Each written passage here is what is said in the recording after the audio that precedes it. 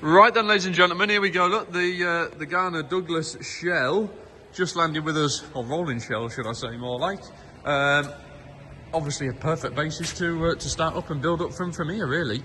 I thought I'd better just jump on and do a video. I know it speaks for itself, but obviously a very reputable brand, and yeah, it is what it is, really. I don't really know what more I can say about it. Nice straight shell. Obviously there's a few little scuffs and bits and pieces, but minimal bodywork required.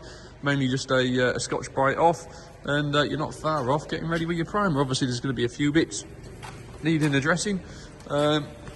Obviously rolling chassis, as you can see. Suspension, everything there. Steering rack is there. Fancy space frame look. So yeah, I'm sure you guys at home, or who have got an interest in them, know a bit more about them than myself, so you'll know what to look out for.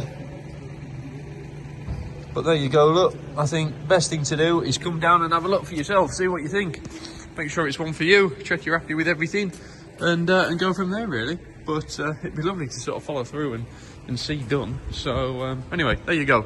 Pop and see what you think, and speak to the office with regards paperwork. Thank you.